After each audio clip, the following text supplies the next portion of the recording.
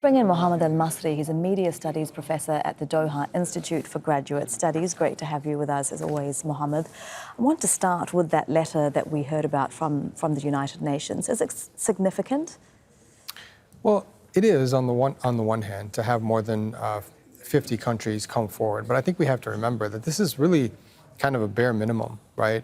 According to the Genocide Convention, signatories to that convention are not only not allowed to send weapons to a country or an entity committing genocide, but they're obligated to stop the genocide, to do something to stop the genocide. So this is kind of a bare minimum. It's just saying, stop sending weapons to Israel. And I think it's fascinating that there are only 52 countries or whatever it is that have signed on, 52 countries plus two other organizations or entities.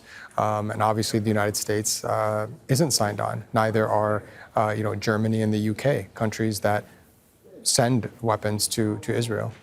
And do you think that we can expect any action from the United States in the last weeks of this Biden administration at the United Nations that we didn't see while they had an election to play for? I think that's a really interesting question. I'll be interested to see. My gut tells me that they won't want to do anything too significant here. We have to remember that there's a huge political cost in the United States for doing anything that is seen as undermining Israel. It's just very politically costly because the Israel lobby is so powerful, and the Democrats aren't going anywhere. They still want to win the next round of elections. They want to regain control of the House and the Senate, and they want to win the next presidential election. And early indications are the Democrats are not sort of being very introspective in I think the right ways, the ways that they should be in the aftermath of this election. So I don't think that we can expect or should expect anything too significant there. It's really interesting that you say that there is a huge political cost in America for not supporting Israel. But do you think that we are seeing the results of the political cost for supporting Israel in the way that the Democrats have, when so many Democratic Party voters have been calling for a change? Dearborn, the largest which has the largest Arab American population, voted for Trump in this election. Right.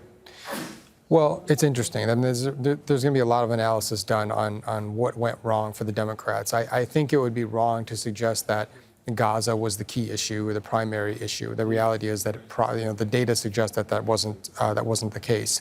On the other hand, what about in places like Dearborn? Right. No, but I was just going to continue. My thought is that on the other hand, it would be wrong to completely dismiss Gaza as a non-factor. I think it was a factor. And you're talking about Dearborn, and clearly it was a factor there. Some people voted for Jill Stein, other people jumped to Trump. But I think one of the things that was pointed out by Sami El-Arian and other analysts is that the overall turnout was down. And that is significant. There were 15 million fewer votes cast in 2024 compared to 2020. We don't know exactly why those people stayed home, but I think it's a reasonable guess, to suggest that many of them stayed home because of Gaza, at least as one issue or one example. So. Certainly, I think there has been a cost. The short answer to your question is, as I do think there has been a cost to supporting Israel so blindly through this genocide. And in Gaza itself, especially over the past 24 hours, we have more and more notifications from the Israeli army telling residents in northern Gaza that they cannot return. They're going to be bombed if they stay in their homes. This is after weeks, if not longer, but especially weeks of real concerns of active ethnic cleansing in northern Gaza. Right. Well, I think the timing is really interesting, and I think we should take note of that. So for the past 30-plus days, right as the U.S. election was heating up, Israel used that distraction to escalate in northern Gaza, right?